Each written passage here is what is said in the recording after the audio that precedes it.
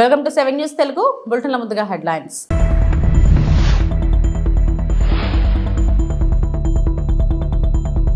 ఎన్నికల సంఘాన్ని హెచ్చరించిన రాహుల్ గాంధీ.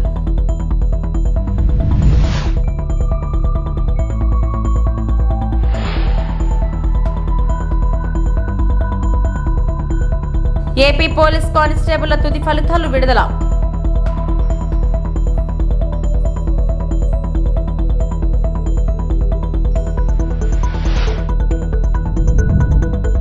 ఐటీ డెవలప్మెంట్ పేరిట విశాఖలో దోపిడీ. ఎమ్మెల్సీ బొత్స సత్యనారాయణ.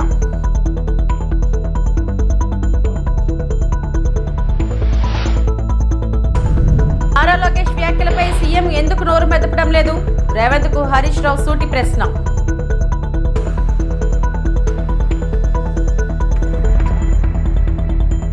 ఎన్నికల కమిషన్ పై రాహుల్ గాంధీ రాజకీయ వ్యాఖ్యలు. ఓట్ల చోరీ జరుగుతుందనడానికి మా దగ్గర ఆధారాలున్నాయి. ఎన్నికల కమిషన్ లో ఎవరు ఉన్నా వారిని విడిచిపెట్టబోం. పదవి విరమణ చేసినా చేయకపోయినా మిమ్మల్ని కనుగొంటాం. सीईसी वार्निंग इच्छा राहुल गांधी. वोट चोरी हो रही है और अब हमारे पास ओपन एंड शट प्रूफ है कि इलेक्शन कमीशन वोट चोरी में इन्वॉल्व है और मैं लाइटली नहीं बोल रहा हूं, मैं 100% प्रूफ के साथ बोल रहा हूं. ठीक है, और आप सबको पता लग जाएगा जैसे ही हमने ये रिलीज किया, पूरे देश को पता लग जाएगा कि इलेक्शन कमीशन वोटर चोरी करा रहा है. किसके लिए करा रहा है? किसके लिए करा रहा है? बीजेपी के लिए करा रहा है. ओपन एंड शट है, नो क्वेश्चन. हमें मध्य प्रदेश में सस्पिशन था, लोकसभा में सस्पिशन था, महाराष्ट्र में वो थोड़ा आगे गया, स्टेट लेवल पे हमें लगा कि यहां पे चोरी हुई है. वोटर एडिशन हुआ था, 1 करोड़ वोटर्स ऐड हुए थे. फिर हम थोड़ा डिटेल में गए, हमने कहा देखो अब इलेक्शन कमीशन तो मदद नहीं कर रहा है, तो थोड़ी ग्रैन्युलैरिटी में जाना है, गहराई में जाना है. तो हमने अपना ही इन्वेस्टिगेशन करवाया. उसमें 6 महीने लगे और जो हमें मिला है वो एटम बॉम्ब है. मतलब एटम बॉम्ब है, फटेगा तो आप इलेक्शन कमीशन आपको दिखेगा नहीं हिंदुस्तान में.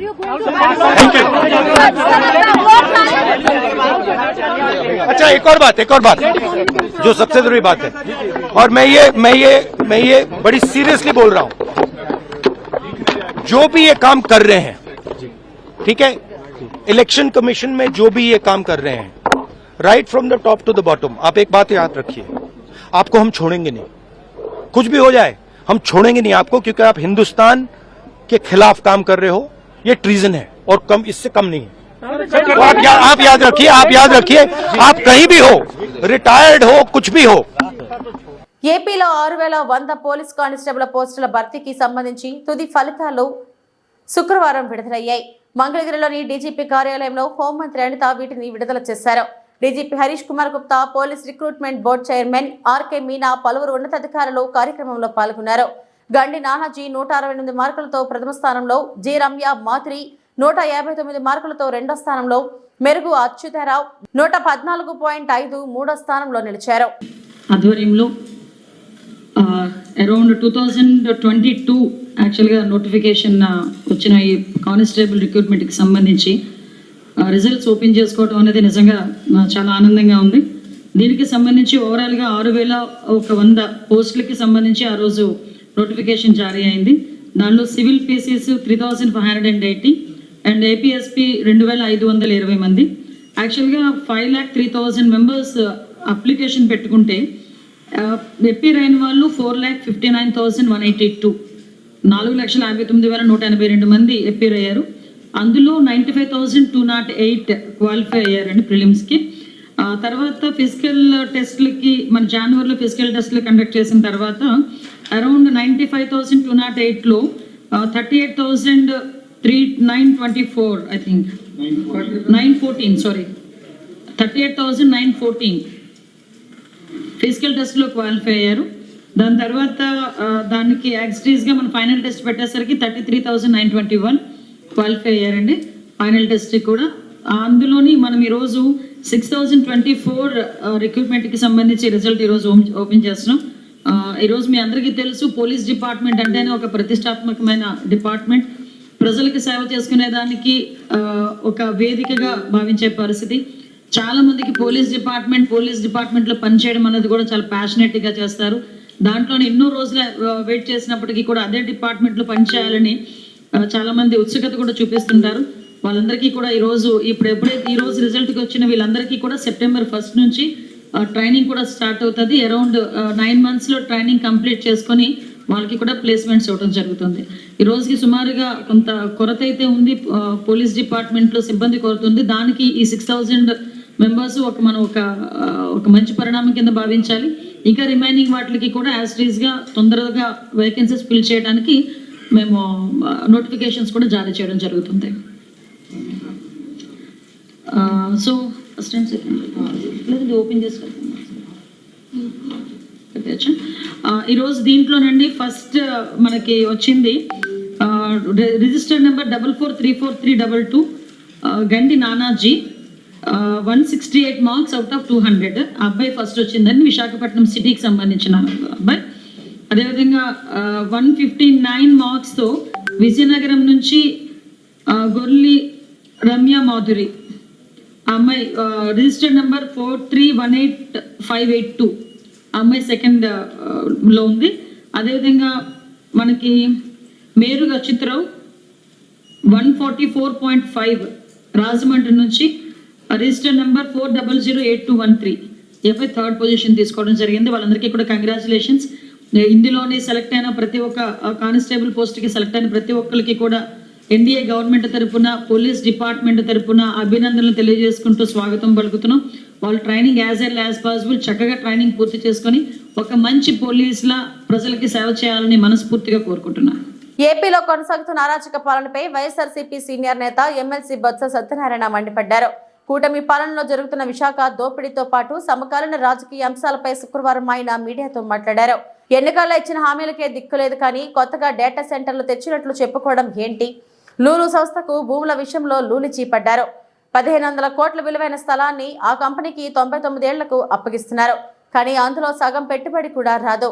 అసలు కూటమి ప్రభుత్వానికి ఏమైనా ఆలోచన ఉందా? అలాగే TCS కు అప్పనంగా భూములు కట్టబెడుతున్నారు. డేటా సెంటర్ మేం పెట్టలేదా? వైజాగ్లో IT సెంటర్ను ప్రోత్సహించింది డాక్టర్ వైఎస్ఆర్. ఇప్పుడు కూటమి ప్రభుత్వంలో విశాఖలో దోపిడీ జరుగుతుందని అన్నారు ఆయన. ఓపెన్ మార్కెట్లో వాళ్ళు పెట్టిన పెట్టుబడి చూస్తే అందులో సగం కూడా ఉండదు పెట్టుబడి. వాళ్ళకి వచ్చి 99 సంవత్సరాలు ఇది ఎక్కడ కానీ రైతులు ఇద్దామనుకుంటే పబ్లిక్ ఆక్షన్ వేసి ఏ సంస్థ వస్తే రమ్మని వాళ్ళకి ఇవ్వండి. ఎవరుతున్నారు? ప్రభుత్వం మీద జరుగుతుంది, ప్రజల మీద జరుగుతుంది, మంచి జరుగుతుంది. పుట్టొచ్చిన కనిపిస్తుంది ఆ దోపిడీ, వాళ్ళతో జరుగుతున్న అక్రమ ఏదైతే అగ్రిమెంట్ ఉందో అది. ఎస్, వాస్తవం చెప్తున్నా.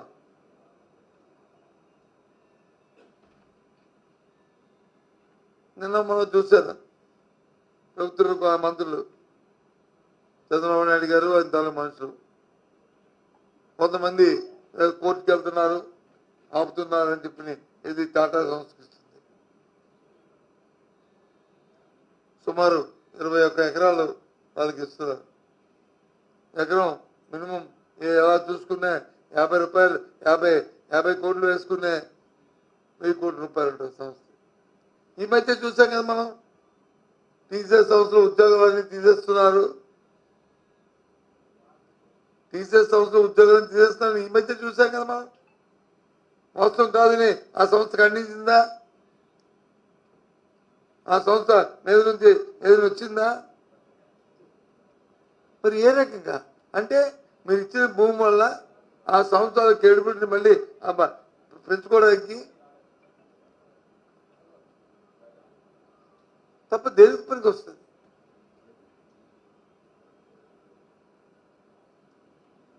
ఏం మాట్లాడుతున్నారు?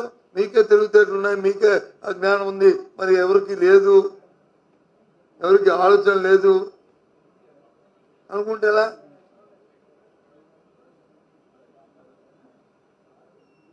ఇంతకుముందు వచ్చి అసలు డేటా సెంటరే లేదు ఇక్కడ. మొట్టమొదటి డేటా సెంటర్ లేదు ఇంతకుముందు. మనం పెట్టాలి అదాని గ్రూప్కి వచ్చి డేటా సెంటర్ని ఇచ్చి వాళ్ళకి చేయలేదా? అసలు వైజాగ్లోను ఐటీ ప్రోత్సహించిందే మేము స్వర్గీయ రాజశేఖర్ గారు ఉన్నప్పుడు కాదా?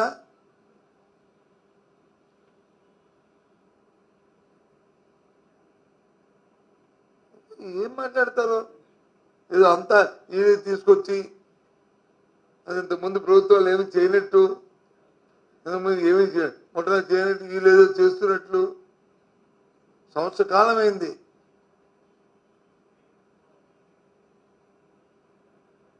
నువ్వు ఇచ్చిన హామీలకి దిక్కులేదు. సూపర్ 6కే P4 అని పెట్టి ఉద్యోగస్తులు వచ్చి టీచర్లను వచ్చి అడాప్ట్ చేసుకోమంటారు, సెక్రటరీ ఎంప్లాయీస్ని అడాప్ట్ చేసుకోమంటారు, ఉద్యోగస్తులు అడాప్ట్ చేసుకోమంటారు. అసలు విధి విధానం ఏంటి? ఒక కుటుంబాన్ని బంగారు కుటుంబంగా తయారు చేద్దామనే ఒక కాన్సెప్ట్ ఇచ్చినప్పుడు మినిమం నీడ్స్ వాళ్ళకి ఏమి ఇవ్వాలి, మ్యాక్సిమం ఏమి ఇవ్వాలి, ఆ కుటుంబం దానికి ఆర్థిక పరిస్థితిని బట్టి మినిమం ఎంత సపోర్ట్ చేయాలి, ఆర్థికంగా కానీ కైండ్ కానీ క్యాష్ కానీ చేయాలి, మ్యాక్సిమం ఎంత చేయాలనేది ఒక కాన్సెప్ట్ ఇది ఉండాలి, ఒక డ్రాఫ్ట్ ఉండాలి కదా, అది చెప్పాలి కదా. నెలగా కుటుంబాన్ని ఆదుకోవడానికి 1000 రూపాయలు ఇవ్వాలా, 2000 ఇవ్వాలా, లేదా సంవత్సరానికి వచ్చి ఏ రకంగా చదువులు చెప్పించాలా, ఏ రకంగా అవుతుందా, లేదు వాళ్ళకి ఇల్లు ఇవ్వాలా, లేకపోతే వాళ్ళకి కుటుంబ పోషణకి బచ్చి ఇవ్వాలా. రాష్ట్రంలో అర్హులైన చేనేత కార్మికులందరికీ ఈ నెల నుంచి 200 యూనిట్ల ఉచిత కరెంట్ను అందిస్తున్నట్లు ప్రభుత్వ విప్ బొమ్మిడి నాయకర్ చెప్పారు. పశ్చిమ గోదావరి జిల్లా నర్సాపురం వీవర్స్ కాలనీలో కొత్తగా మంజూరైన పెన్షన్లను ఆయన లబ్ధిదారులకు పంపిణీ చేశారు. అనంతరం నాయకర్ మాట్లాడుతూ రాష్ట్రాన్ని అభివృద్ధి పదంలో తీసుకెళ్తూ ఎన్నికల్లో వచ్చిన ప్రతి హామీని నెరవేర్చే దిశగా కూటమి పాలన సాగుతుందన్నారు. దానిలో భాగంగానే కొత్త పెన్షన్లను అందిస్తున్నామన్నారు.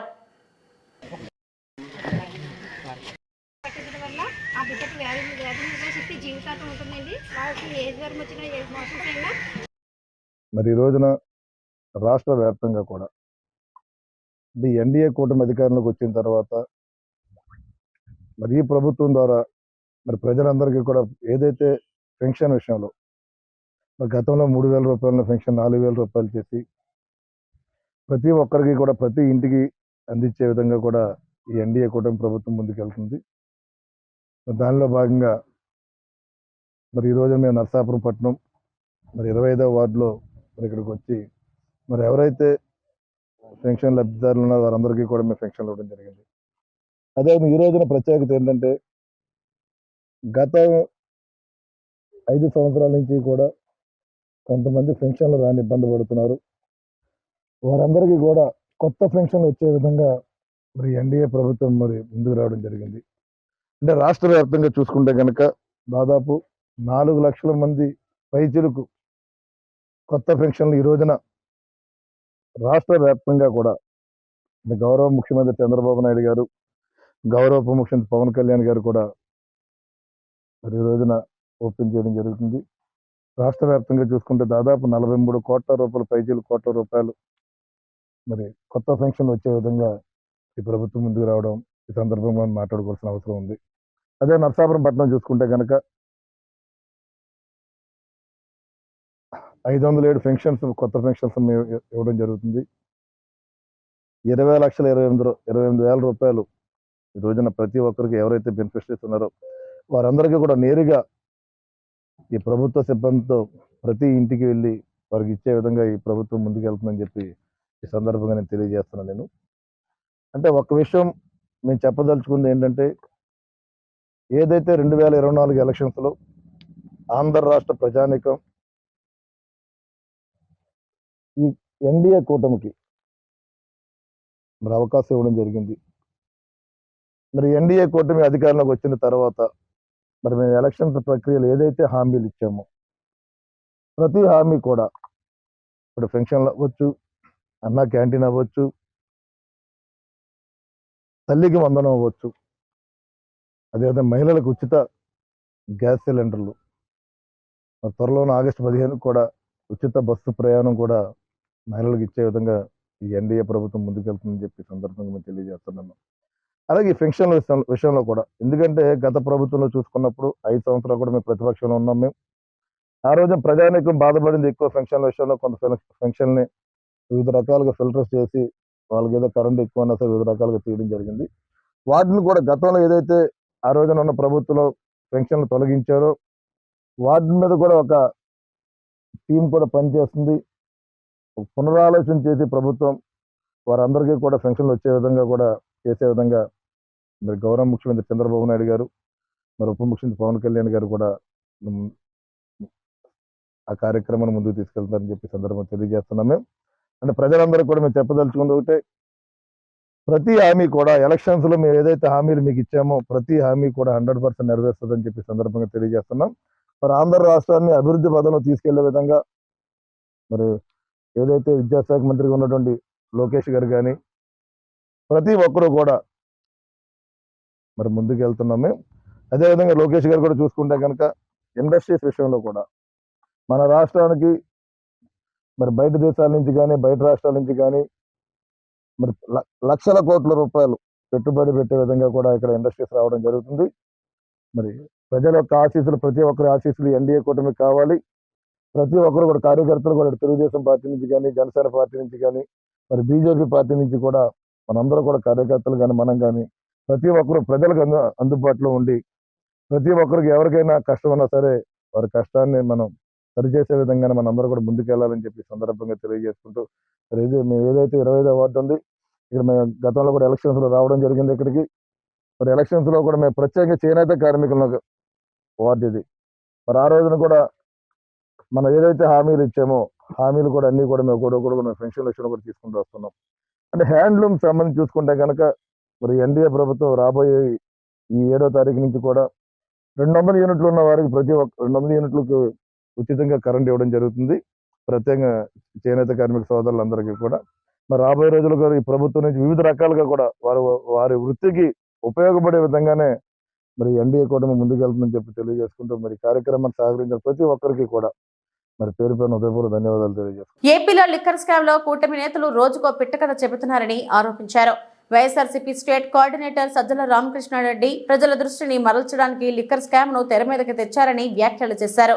పెద్ద పెద్ద లిక్కర్ బ్రాండ్లు తీసుకొస్తే లిక్కర్ రెవెన్యూ పెరగాలి కదా అని కూటమి ప్రభుత్వాన్ని ప్రశ్నించారు.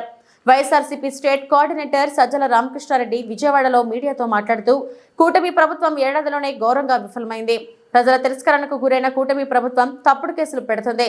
లిక్కర్ స్కామ్ పేరుతో ప్రజల దృష్టిని మరల్చారని భావిస్తుంది.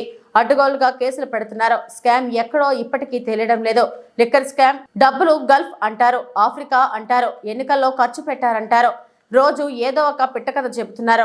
లేని జరగని ఒక స్టోరీ చెప్పి అక్రమ కేసులు పెడుతున్నారు. లిక్కర్ స్కామ్ పేరుతో ఎల్లో మీడియాలో తప్పుడు ప్రచారం చేస్తున్నారు. స్కామ్ ఎక్కడనేది తెలియట్లా. ఊడలు మెయిన్ స్కామ్కు బేస్ అయిందనేది తెలియట్లే. ఊడలు మహావృక్షాల మాదిరి, అంటే పిట్టకథలు పెద్ద కథల కింద తయారవుతున్నాయి. అది ఓ రోజు ఒక పిట్టకథ, ఒకరోజు అది గల్ఫ్లో పుడుతుంది, ఒకరోజు ఆఫ్రికాలో పుడుతుంది, ఒకరోజు హైదరాబాద్ శివార్లలో పుడుతుంది, ఒకరోజు ఎక్కడో బిల్డింగ్ కన్స్ట్రక్షన్లో ఉంటుంది, ఒకరోజు ఎన్నికల్లో ఖర్చు అయిపోతుంది. ఈ స్కామ్ నుంచి వచ్చినవన్నీ కూడా ఇన్ని రకాలుగా 3,500 అనేవి తెలిసి 3,500 కోట్లని తెలిసి ఒక 35-40 వేల కోట్లకు సంబంధించిన లెక్కలు చెప్తున్నారు. ఇంత చేసి ఎక్కడ స్కామ్ ఎక్కడంటే దానికి సమాధానం చెప్పలేకపోతున్నారు. ఎందుకంటే లేదు కాబట్టి. దీని ద్వారా ఏం బెనిఫిట్ అవుతున్నారా అంటే తమ వైఫల్యాలను నుంచి తప్పించుకోవడానికి, ప్రజలకు ఆన్సర్ ఇవ్వాల్సిన పరిస్థితి నుంచి తప్పించుకునే ప్రయత్నం చేస్తున్నారు. అందుకే వాళ్ళ మీడియా చూసినా ఇక్కడ కూడా ఉన్నట్టున్నాయి, వాళ్ళ టీవీలు చూసినా, ముద్దుగా మనం ఎల్లో మీడియా అని పిలుచుకునే టీవీ ఛానళ్ళు, పేపర్లు చూసినా ఇవే బ్యానర్లు కనపడుతుంటాయి. పథకాల గురించి ఉండదు, పథకాలు ఎందుకు చేయలేకపోయామనేది ఉండదు, లేదా మేము ఇచ్చిన హామీ నుంచి తప్పించుకుంటున్నారు అని జనం నిలదీస్తున్న దానికి ఆన్సర్ ఉండదు. ఇవే కనపడుతుంటాయి. ఇంకో పక్క జగన్మోహన్ రెడ్డి గారు ప్రతిపక్ష నాయకుడిగా ప్రజల్లోకి వెళ్లకుండా ప్రజల్ని ఎట్లా కట్టడి చేయాలనే విషయం మీద రెండో దృష్టి. మూడవది వీటన్నిటిని మరిపించడానికి ఈయన వారానికి 3 రోజులు ఢిల్లీలోనో హైదరాబాద్లోనో 3-4 రోజులు ఇక్కడ ఉంటే ఆయన విజన్ 2070 గురించో 3010 గురించో చంద్రబాబు నాయుడు గారు అధికారులతో రివ్యూలు. ఇంక ఇది చాలదని ఇప్పుడు సింగపూర్, బహుశా రేపు యూరప్ యుఎస్ కూడా వెళ్తారు. మరి చైనాలో పెద్ద అంత దృష్టి ఉన్నట్లేదు. జపాన్ అంతకుముందు ట్రై చేసినా అయినట్లే. ఇటుపక్క ట్రంప్ దగ్గర కూడా పోతారేమో తెలియదు. ఏతావేత ఇప్పుడు రాష్ట్రంలో ఏముందయ్యా అంటే ఒక ఈసీఎం ఉన్నాడు, 2 డీసీఎంలు ఉన్నారు. ఈసీఎం అంటే ఎక్స్టర్నల్ సీఎం చంద్రబాబు నాయుడు గారు, 2 డీసీఎంలు, ఒకరు డిప్యూటీ సీఎం పవన్ కళ్యాణ్, ఇంకో డిఫాక్టో సీఎం లోకేష్. వీళ్ళు ఎవ్వరు ప్రజలకు జవాబుదారీతనం తీసుకునే పరిస్థితులు లేరు, తీసుకోవాలని కూడా వాళ్ళు అనుకోవట్లే. ఎందుకంటే ఈ 4 ఏళ్ళు ఏం జరగదులే, మేమే ఉంటాం, ఆ తర్వాత ఎలాగో ఇది లాస్ట్ చాప్టర్, క్లోజ్డ్ చాప్టర్ అయిపోతుంది. సో ఇక్కడికి సంబంధించినంత వరకు ఎట్లున్నా కూడా ఎవరికి ఆన్సర్ ఇవ్వాల్సిన పరిస్థితి. గోదావరిపై బనకచెర్ల ప్రాజెక్టును కట్టి తీరుతామని ఏపీ మంత్రి నారా లోకేష్ చేసిన వ్యాఖ్యలపై మాజీ మంత్రి హరీష్ రావు నిప్పులు చెరిగారు. అసలు నారా లోకేష్ వ్యాఖ్యలపై సీఎం రేవంత్ ఎందుకు నోరు మెదపడం లేదని హరీష్ రావు సూటిగా ప్రశ్నించారు. తెలంగాణ భవన్లో హరీష్ రావు మీడియాతో మాట్లాడారు.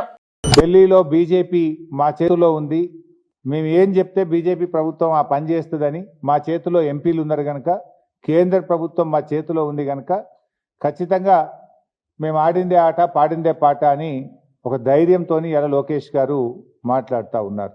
మరి లోకేష్ గారు ప్రాజెక్ట్ కట్టి తీర్థం, అనుమతులు తెచ్చి తీర్థం అని ఆయన మాట్లాడితే రాష్ట్ర కాంగ్రెస్ ప్రభుత్వం ఎందుకు ఇప్పటివరకు స్పందించలేదు? ఎట్లా కడతావు, మా తెలంగాణ హక్కుల సంగతి ఏంది అని ముఖ్యమంత్రి మాట్లాడాడు, నీళ్ళ మంత్రి మాట్లాడాడు, కాంగ్రెస్ పార్టీ నుంచి కూడా ఎవరు మాట్లాడారు. అంటే దీన్ని బట్టి ఏమర్థమవుతుంది, మీరు ఆల్రెడీ లోపాయికారి ఒప్పందం చేసుకున్నారు.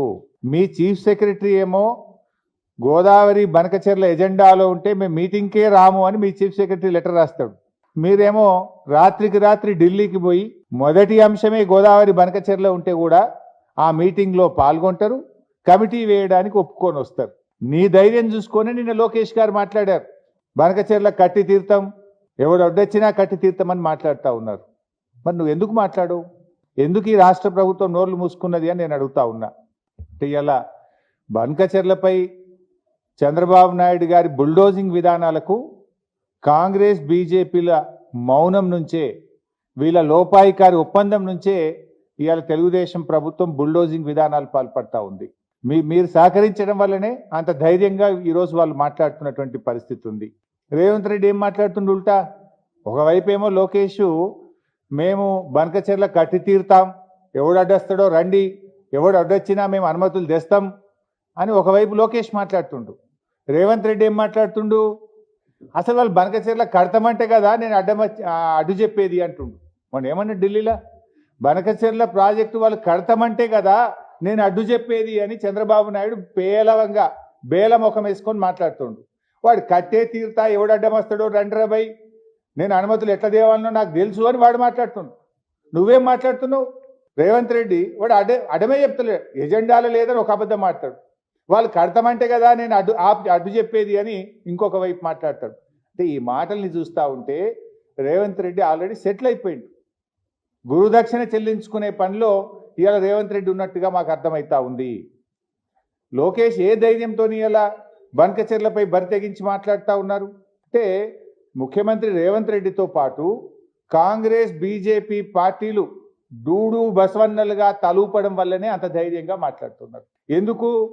రేవంత్ రెడ్డి ఏమో గురుదక్షిణలో భాగం, తన పదవిని కాపాడుకోవడంలో, కేంద్ర ప్రభుత్వం మెప్పు పొందడంలో చంద్రబాబు గారు సహకారం కావాలి. ఇంకొక వైపు బీజేపీ ప్రభుత్వం ఢిల్లీలో తమ పీఠాన్ని కాపాడుకోవడానికి ఇలా తలలూపుతున్నటువంటి పరిస్థితి ఉన్నది. తనకు ఎలాంటి అక్రమాస్తులు లేవని, తనపై తప్పుడు ప్రచారం చేస్తున్నారని వైఎస్ఆర్సీపీ నేత మాజీ మంత్రి అనిల్ కుమార్ యాదవ్ మండిపడ్డారు. శుక్రవారం ఆయన మీడియాతో మాట్లాడుతూ ఆఫ్రికాలో తనకు ఎలాంటి మైనింగ్స్ లేవని స్పష్టం చేశారు.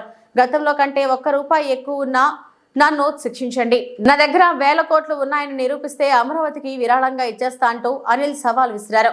తనపై వస్తున్న ఆరోపణలపై ఆయన మాట్లాడుతూ కావాలంటే సిట్టింగ్ జడ్జితో విచారణ చేయించాలన్నారు.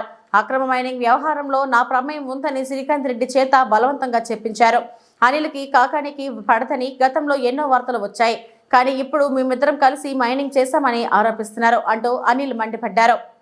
మీ ద్వారా నేను చంద్రబాబు నాయుడు గారికి అడుగుతా ఉన్నా, లేఖ కూడా రాస్తా కావాలంటే.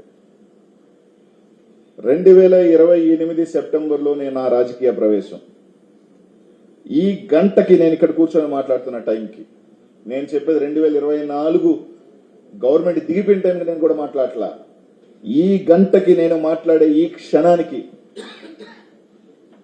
మీరందరూ నమ్ముతున్నారు కాబట్టి, ప్రజలను నమ్మించే ఒక కార్యక్రమం చేస్తున్నారు కాబట్టి, మీ పోలీసుల చేతనో మీ ఎస్ఐల చేతనో డిఎస్పీల చేతనో మీరు రాయించేది కాదు. ఒక సిట్టింగ్ జడ్జి ద్వారా నేను 2028లో వచ్చిన రాజకీయానికి ఈ రోజుకి నా ఆస్తుల్లో నేను సంపాదించిన ఆస్తులు ఆ రోజుకి ఈ రోజుకి 2008 సెప్టెంబర్లోకి ఈ రోజుకి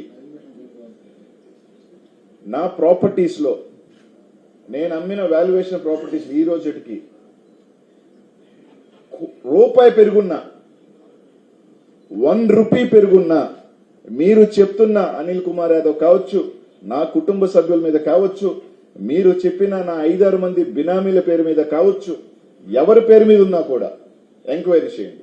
జాతీయ అంతర్జాతీయ స్థాయిలో శ్రీకాకుళం జిల్లా క్రీడాకారులు విజేతలుగా నిలవడానికి తన వంతు కృషి చేస్తారని శ్రీకాకుళం ఎమ్మెల్యే గొండు శంకర్ అన్నారు. శుక్రవారం శ్రీకాకుళం నగరంలో కోడి రామ్మూర్తి స్టేడియంలో జిల్లా స్థాయి పీఈటీ పీడీల సెమినార్ నిర్వహించారు. ఈ సెమినార్ను ఎమ్మెల్యే ప్రారంభించారు. ఈ సందర్భంగా ఆయన మాట్లాడుతూ రాష్ట్రానికి తలమానికంగా నిలిచే విధంగా శ్రీకాకుళం జిల్లా కోడి రామ్మూర్తి నాయుడు స్టేడియంను తయారు చేస్తామని చెప్పారు. రానున్న 6 నెలల్లో స్టేడియం పనులు పూర్తి చేసి జిల్లా ప్రజలకు అంకితం చేస్తామని చెప్పారు. క్రీడా రంగానికి కూటమి ప్రభుత్వం అత్యంత ప్రాధాన్యతనిస్తుందని చెప్పారు.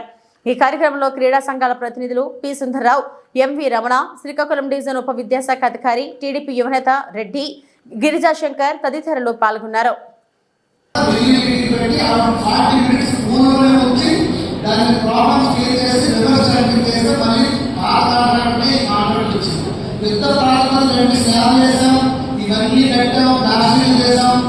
డిజైన్ చేసాం. దీనికి ఒక కాంపౌండ్ వాల్ ఉంది, ఒకే గేట్ ఇస్తే మళ్ళీ 5 గేట్లు పెట్టి దానికి గ్యాలరీ కూడా పెట్టించాం. ఇది కూడా మంచి తీర్చిదిద్దుతామని అనుకునే లోపల విశాఖపట్నంలో ఆ గోడ సింహాచలంలో పడిపోయింది. అదే కాబట్టి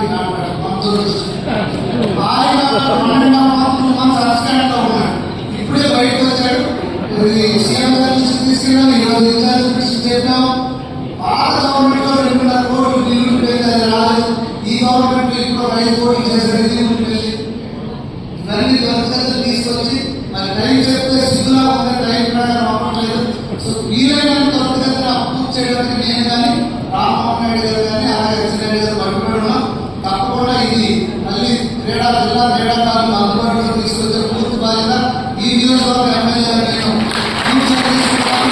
అలాగే స్పోర్ట్స్ కాంప్లెక్స్ కట్టడానికి కూడా ఆర్ట్స్ కాలేజీలో ఇండోర్ స్టేడియంస్ ప్లాన్ చేస్తున్నాం.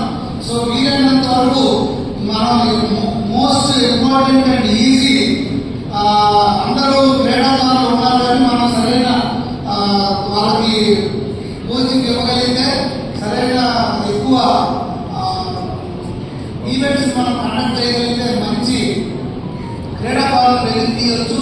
తప్పకుండా దీనికి పూర్తి సహాయ సహకారం నా వంతు కానీ అలాగే సివిల్ ఏవియేషన్ మినిస్టర్ రామన్న తరఫున మీకు పూర్తిగా అలాగే ప్రభుత్వం తరఫున మీకు తెలిసిందే. ఇప్పుడు మనకి శాఖ చేయడంగా రమణాయుడు గారు చాలా యాక్టివ్గా పనిచేస్తున్నారు. ఇక్కడ కూడా వచ్చి చూసి వెళ్ళారు. అలాగే లోకేష్ అన్న విద్యాశాఖ మంత్రిగా తీసుకున్న తర్వాత విద్యా ప్రమాణాలను నిలుపుకుంటూ స్పోర్ట్స్ పైన కూడా దృష్టి పెట్టడం జరిగింది. అలాగే స్పోర్ట్స్ మినిస్టర్ కూడా ఎంగేజ్ ఆయన కూడా తప్పకుండా రానున్న ఈ 4 సంవత్సరాల్లో స్పోర్ట్స్ ని పెద్ద ఎత్తున ప్రమోట్ చేసి జాతీయ స్థాయిలో స్పోర్ట్స్ కూడా ఇక్కడ కండక్ట్ చేసే అవకాశాలు ఉన్నాయని కూడా నేను మనసులో అమరావతి కావచ్చు, శ్రీకాకుళం కావచ్చు, విశాఖపట్నం కావచ్చు, ఎక్కడైనా అది కూడా అవకాశాలు ఉన్నాయని నేను ఈ సందర్భంగా తెలియజేసుకుంటూ ఈ రోజు ఇంత మంచి కార్యక్రమంలో పాల్గొనే అవకాశం నాకు కల్పించినందుకు వేదిక ఉన్నటువంటి అందరూ వేదిక ముందున్న మీకు అందరూ కూడా పేరు పేరు నా హృదయపూర్వక నమస్కారాలు. త్రాగునీరు లేదు, అడవికి దారి లేదు. బతుకు తెరువు కోసం అడవిలోకి వెళ్లే దారి చూపండి. తాగునీటి కోసం మార్గం కల్పించండి. ఇది చమర్ద కండ్రిగా గిరిజనుల మోగ వేదన. పివిపురం పంచాయతీ పరిధిలోని చమర్ద కండ్రిగా గిరిజనులకు అడవిలోకి వెళ్లే దారిని కంకర క్వారీలు పూర్తిగా మూసివేశాయని సిపిఐ నాయకులు ఆరోపించారు. 7 హిల్స్, లక్ష్మీ నరసింహ, లక్ష్మీ బాలాజీ వంటి క్వారీలు భారీ పేలుళ్లతో తవ్వకాలు చేస్తుండటంతో గిరిజన కాలనీలో ఇళ్లు పగుళ్లతో చెక్కుబీటుకొస్తున్నాయి. తేనె, బూరగంప, నెల్లికాయలు వంటి వనమూలికలు సేకరించడమే జీవనాధారమైన గిరిజనులకు అడవిలోకి వెళ్లే దారి లేకపోవడం తీవ్ర సమస్యగా మారింది. క్వారీ తవ్వకాల వల్ల గిరిజనుల త్రాగునీటి మూలాలు ఎండిపోతున్నాయి. పంచాయతీ పైపు లైన్లు కూడా దెబ్బతిన్నాయి. సర్వే నెంబర్లు 10, 23, 27లోని చెక్ డ్యాం, ఆలయ భూములు సైతం ఆక్రమించబడ్డాయంటూ స్థానికులు ఆగ్రహం వ్యక్తం చేశారు. ఈ సమస్యలపై సిపిఐ నేత చిన్ని రాజ్ ఆధ్వర్యంలో గురువారం తహసీల్దార్ కార్యాలయం వద్ద గిరిజనులు ఆందోళన చేపట్టారు. ఈ కార్యక్రమంలో సిపిఐ, రైతు సంఘం, గిరిజన సంఘం, దళిత సంఘాల నాయకులు పాల్గొన్నారు. పంట కాలువలను వెంటనే సర్వే చేయాలి. గుడిమాన్యాలు పంట కాలం వెంటనే సర్వే చేయాలి. గుడిమాన్యాలు పంట కాలం వెంటనే సర్వే చేయాలి. దళితుల ఐక్యత, దళితులకు ఇచ్చిన సాగు భూముల్ని, దళితులకు ఇచ్చిన సాగు భూముల్ని, వారీల అక్రమాలు ధర్నా చేస్తున్నటువంటి సమస్య ఏంటంటే తిరుపతి జిల్లా సత్యవేడు మండలంలోని పివిపురం పంచాయతీలో సమర్థ కేంద్ర గిరిజన కాలనీ అని ఒకటి ఉంది. ఈ కాలనీలో దాదాపు 50 గిరిజన పేద కుటుంబాలు ఉన్నాయి. అక్కడ చుట్టూ కూడా లక్ష్మీ నరసింహ అని, శ్రీ లక్ష్మీ బాలాజీ అని, 7 హిల్స్ అని పెద్ద పెద్ద క్వారీలు 3 అక్కడ ఏర్పాటు చేశారు. సరే, క్వారీలు ఏర్పాటు చేయడం, అందులో వచ్చే కొంకర వల్ల అభివృద్ధి అవ్వడం, శ్రీ సిటీలో పెద్ద పెద్ద ఫ్యాక్టరీలు కట్టడం సంతోషమే. కానీ అదే సమయంలో అక్కడ గిరిజనులు జీవిస్తూ ఉంటే వాళ్ళ బాగోగులు చూడకుండా, వాళ్ళని పట్టించుకోకుండా దళితులకు ఇచ్చిన భూములను కూడా అక్రమంగా స్వాధీనాలు చేసుకొని అక్కడ క్వారీలు తవ్వుతూ ఉన్నారు. అదేవిధంగా గిరిజనులకు ఇచ్చిన పట్టాలు 99లో ఇచ్చారు. మేము కూడా అనేక సార్లు అడిగాము ఎక్కువ తహసీల్దార్ని, వాళ్ళ భూములు ఎక్కడున్నాయి వాటిని నిర్ధారించండి, కొలత చేసి వాళ్ళకి చూపించండి అని చెప్పి. అవి చూపారు. అలాగే ఓపులరాజు కేంద్రంలో 2005లో దాదాపు 50 ఎకరాల భూమి దళితులకు ఇచ్చారు. ఆడ మాలలో మాదిగలు 2 వర్గాలు ఉన్నారు. ఆ భూములను కూడా ఎవరో పేదతనంతోనో లేకపోతే వాళ్ళు కొంచెం చదువు లేని తనంతో ఉండేటటువంటిప్పుడు అక్కడ ఉన్నటువంటి భూములు వాళ్ళకి 5,000, 10,000 ఇచ్చేసి కాజేసుకొని ఇదే మండల ఆఫీసులో దాన్ని అనాధీనం చేసి వేరే వాళ్ళకి ఇచ్చి వాళ్ళు కోట్లాది రూపాయలు సంపాదించుకొని ఈరోజు మళ్ళీ ఈ లక్ష్మీ నరసింహ అనేటువంటి జనార్దన్ నాయుడు అనే వానికి కట్టబెట్టారు. ఈ మధ్యలో కోట్లాది రూపాయలు లావాదేవీలు జరిగాయి.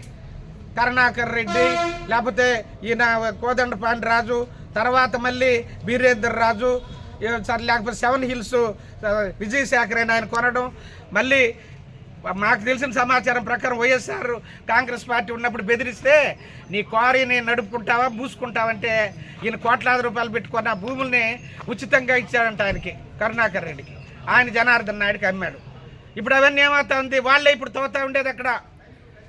ఈ కాలం ఈ కొండకు అడ్డం గిరిజనులు లేకపోతే దళితులు ఇతర పేదవాళ్ళందరూ కొండకు పోయి కట్లు ఉండవు, లేదా కట్లు లేకపోయినా ఈరోజు ఇంకొక దానికోసం గుడికి పోయే దానికోసం ఇవన్నిటికీ లేకుండా పోయింది.